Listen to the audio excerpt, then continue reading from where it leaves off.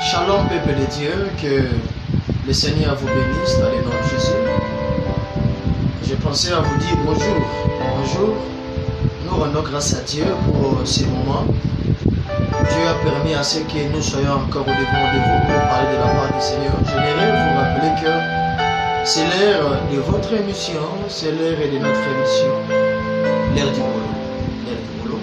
Je bénis le Seigneur pour la vie qui nous prête gratuitement. Frères et sœurs, sans plus tarder, nous allons courir derrière le temps. Vous savez, avec l'internet, il faut beaucoup de mégabytes ou encore il faut des gigabytes. Le problème est ça plus au niveau de la sauté.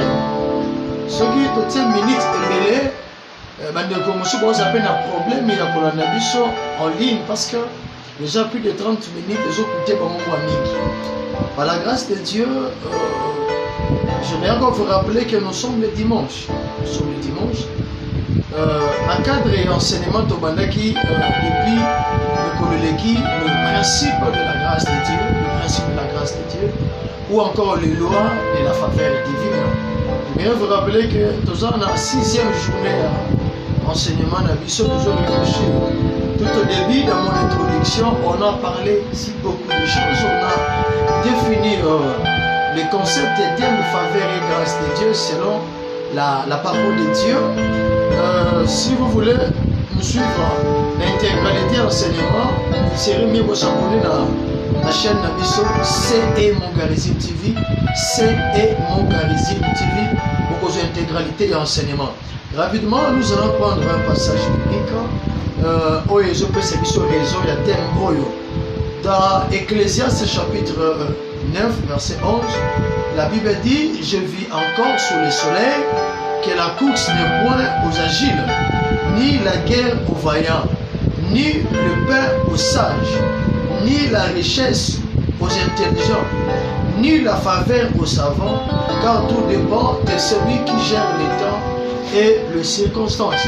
Voilà, rien que par ce texte déjà, Salomon nous aide à comprendre que réussite, victoire, élévation, bénédiction, ce n'est pas quelque chose de mérite. Tout ça, ce sont des produits directs de la grâce de Dieu. Ce sont des produits directs de la faveur divine.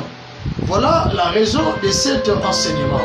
Frères et sœurs dans le Seigneur, de voler qui dans ma tête, je me rappelle la 5e journée, pour comment qui déjà dans l'étape il y a énuméré le principe. Nous avons dit que vu cet enseignement, à travers cet enseignement, et que aider pour nous comprendre que le principe, la grâce de Dieu, ou encore la faveur de Dieu, fonctionne sur base de principes. Vous comprenez?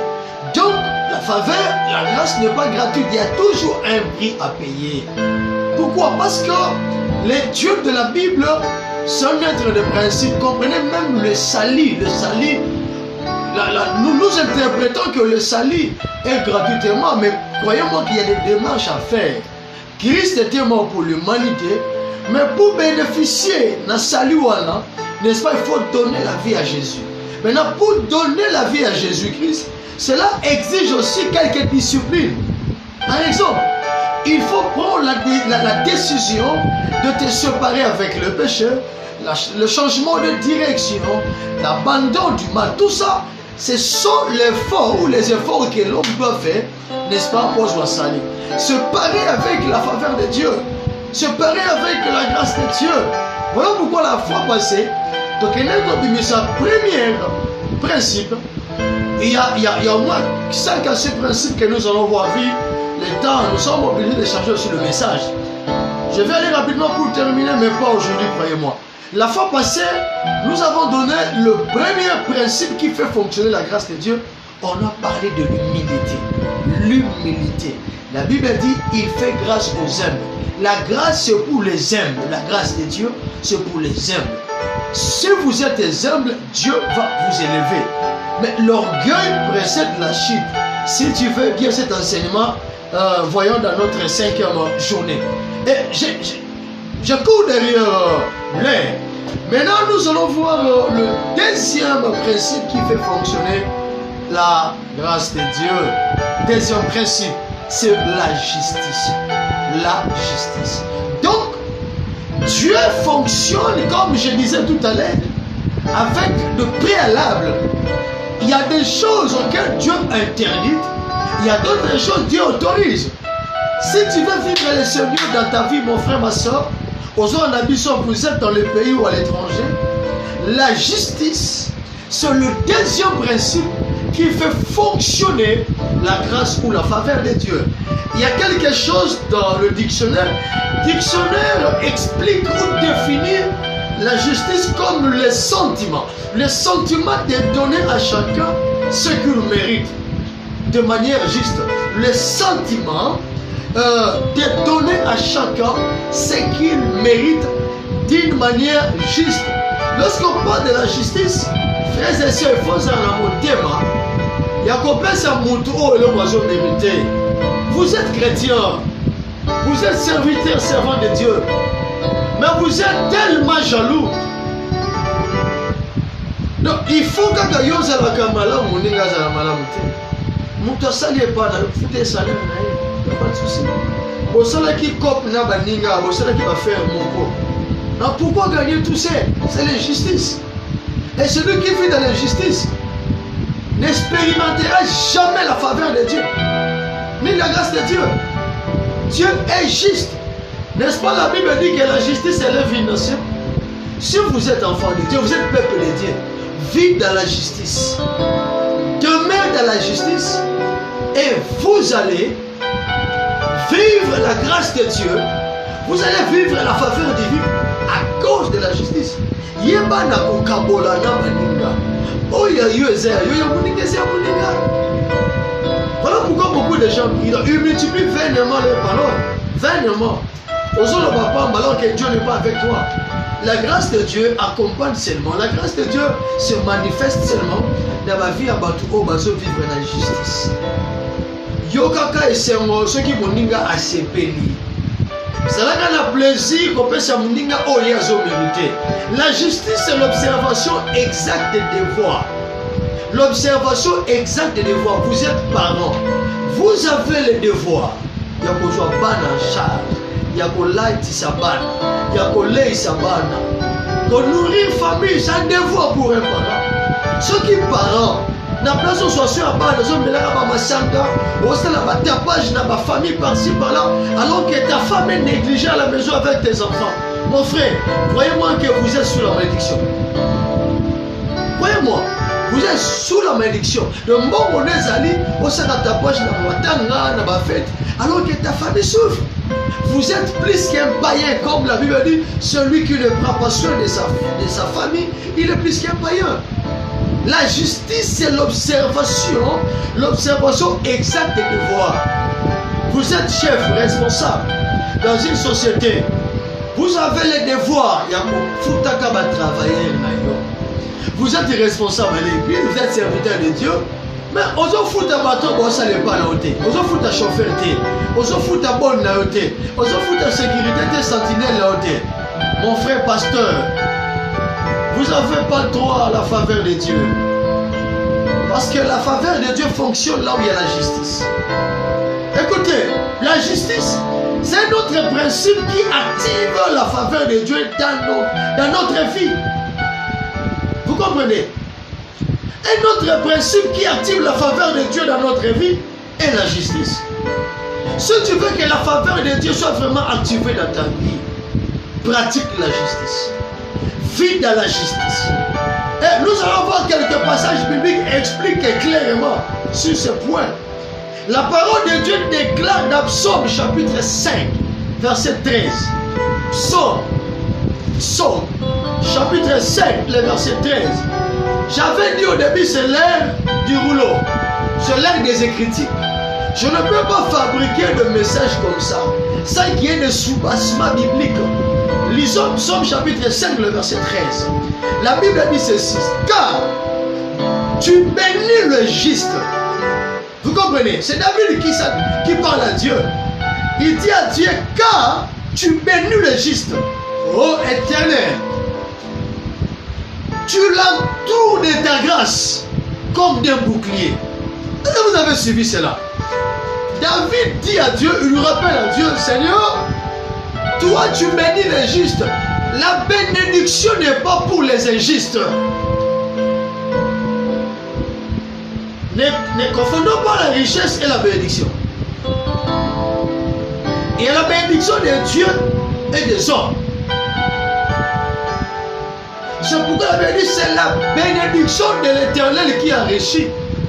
Il y a d'autres personnes qui sont bénies dans la terre, mais qui vont monter parce qu'il a de belles maisons, il a des véhicules, de belles tubes et tout ça. Pour le monde, il est béni parce qu'il possède le bien. Mais pour Dieu, il n'est pas béni. Parce que c'est la bénédiction de Dieu, de comme ça, je suis riche. La Bible dit, Dieu bénit le juste. Si tu veux la bénédiction de Dieu ce matin, frères et sœurs, la bénédiction, l'élévation, la faveur, la grâce, je disais l'autre fois que sont tous des produits directs de la grâce de Dieu. Sont tous des produits directs de la faveur de Dieu, de la faveur divine. Alors que pour que Dieu a sa grâce, il faut que tu sois juste. Parce que c'est le deuxième principe qui active la faveur de Dieu. C'est la justice. Dieu bénit les justes. Oh Dieu, il dit encore, tu l'entoures de ta grâce. Si tu veux que ta vie soit entourée de la grâce de Dieu, si tu veux vivre la faveur de Dieu chaque jour, frères et sœurs, la solution c'est la justice. Premièrement, j'avais dit l'humilité, premier principe. Et deuxième principe, c'est la justice. La justice élève une nation. La justice bénit. L'injustice ne bénit pas. Par contre, l'injustice excite la colère. L'injustice excite la méchanceté et la mort. Je lance même le message de l'autorité à Bamboka. Non seulement à Bamboka, Nangai Komo RDC, mais Bamboka Nyonso. Vous êtes président de la République. Vous êtes ministre, vous êtes député, sénateur. Dieu t'a élevé par sa grâce. Mais sachez-le bien que la grâce là que vous avez eue, l'apôtre Paul dit, ne prenez pas envers la grâce de Dieu. Ne prenez pas envers la grâce de Dieu. La grâce de Dieu fonctionne sur une base de principe. Deuxième principe qui fait fonctionner la grâce de Dieu, c'est la justice. Tamboussa Mboka na justice. Oza bourgmestre, tamboussa commune na justice. Oza gouverneur, tamboussa ville na justice. Dieu sera avec toi et ta vie sera entourée de grâce. C'est ce que la Bible dit. Je n'ai pas fabriqué. Non seulement Dieu va t'entourer de sa justice comme d'un bouclier. Quelle sécurité, quelle bénédiction. Ça c'est important. Que Dieu, ce que Dieu déclare dans Psaume, nous donne un peu l'idée à comprendre que Dieu manifeste sa faveur aux justes. Donc la faveur de Dieu est manifestée que pour les justes. Est-ce que vous êtes juste ce matin? Est-ce que la 12h vous êtes juste? Est-ce que la 13h vous êtes juste? Est-ce que dimanche vous êtes juste? Ce qu'on peut vivre l'injustice, prends la décision mon frère, ma soeur. Parce que Dieu bénit le juste et la justice élève toujours. Dieu ne se manifeste pas sa faveur à tout le monde. La faveur de Dieu n'est pas manifeste à tout le monde, mais à ceux-là qui sont justes devant lui. Vous comprenez? La faveur de Dieu n'est pas manifeste à tout le monde, mais à ceux-là dont sont justes devant lui. Tant aux gens peuple na yo, tant aux gens famille na yo, tant aux gens bateau nzambate, collaborateur dans le service, tant aux gens partenaire dans l'affaire. Sache-le bien, le Seigneur te voit et il voit dans le secret. Il manifeste sa faveur pour ceux qui pratiquent, pour ceux qui vivent dans la justice devant lui. Alors, qui est injuste devant Dieu? Qui est un juste devant Dieu? Qui est juste devant Dieu? J'insiste. La Bible répond à cette question dans la première épître de Jean. Première épître de Jean. 1 Jean. Lisons 1 Jean chapitre 3 verset 7. 1 Jean chapitre 3 verset 7. La Bible a dit: petits enfants, que personne ne vous séduise. Celui qui pratique la justice est juste, comme lui-même est juste.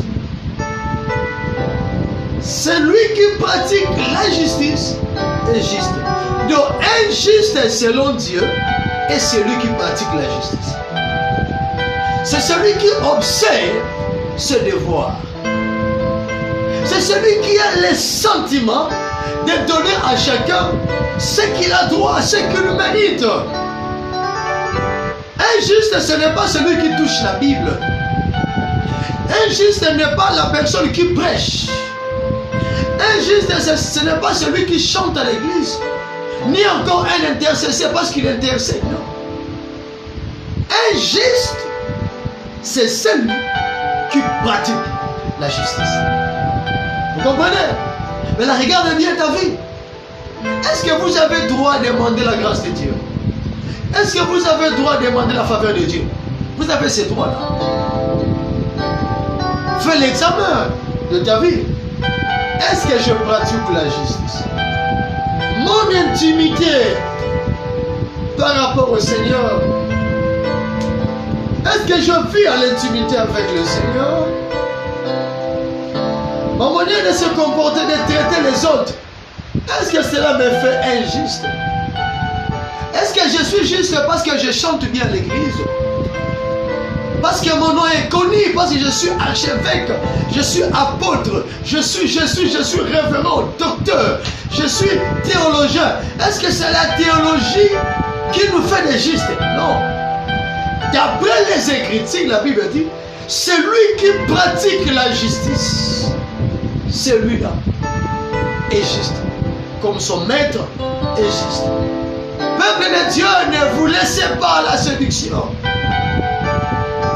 N'allez pas à l'église parce qu'il y a beaucoup de gens. N'allez pas à l'église parce que vous avez vu des grandes foules. Non. Les fruits. Les fruits. S'il n'y a pas de fruits de repentance, alors, croyez-moi, il y a déjà un problème. Donc, la Bible explique que celui qui pratique la justice, celui-là est injuste.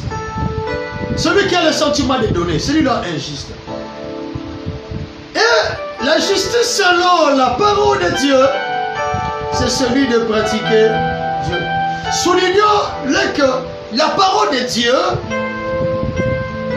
ne dit pas celui qui confesse la justice, ni celui qui pense justice, ni celui qui prêche la justice, mais c'est la personne qui pratique la justice. Donc vous lisez bien, vous comprenez la pensée de Dieu.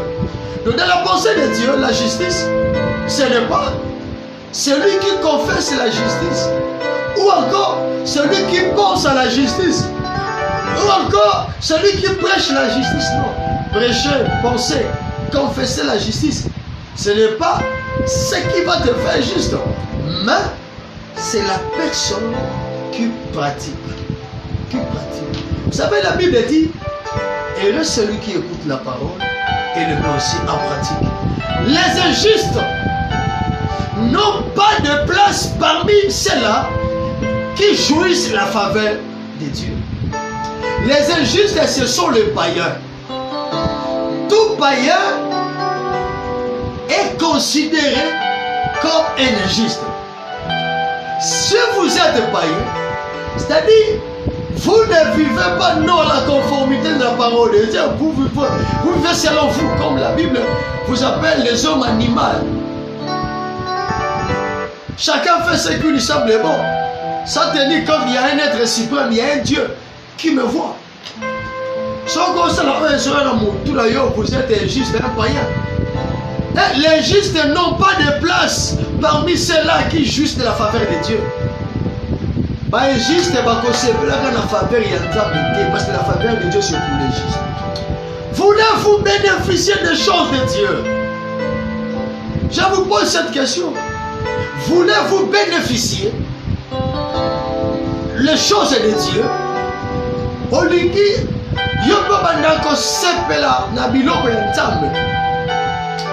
Alors, soyez juste.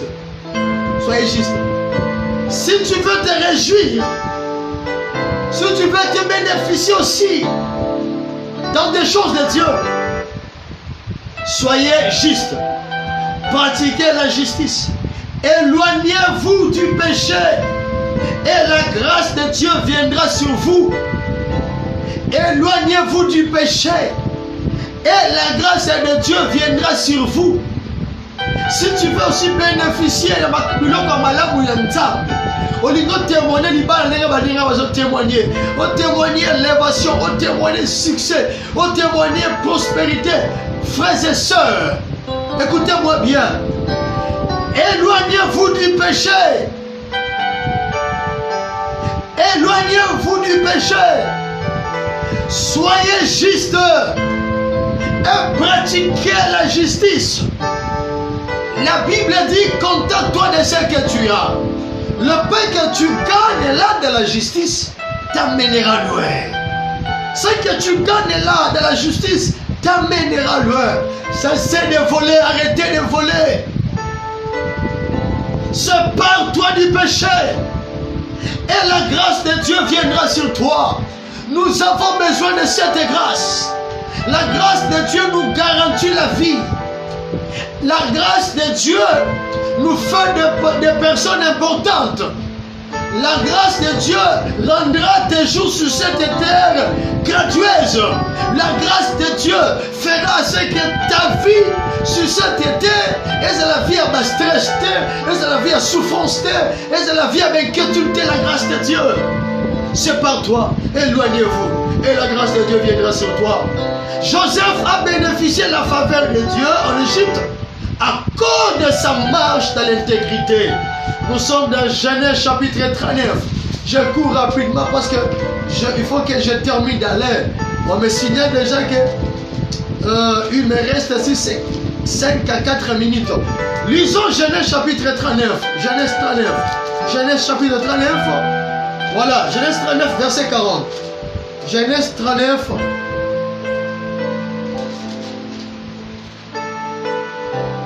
Genèse 39 et puis Genèse 40. Donc vous allez prendre Genèse chapitre 39 et puis Genèse chapitre 40. Tout le verset. Mais 39 la Bible dit, l'Éternel fit avec lui et la prospérité l'accompagna.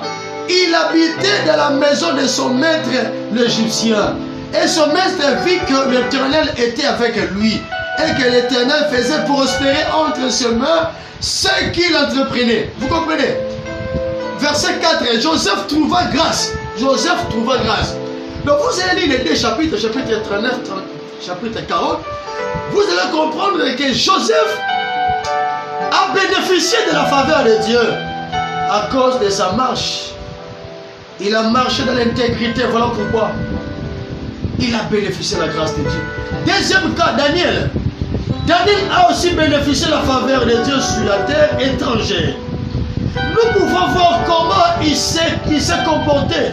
Daniel chapitre 1. Daniel chapitre 1. Je vous donne le passage. Je n'ai pas aussi le temps de tout expliquer, vu le temps nous fait tellement défaut. Daniel chapitre 1, verset 8-9.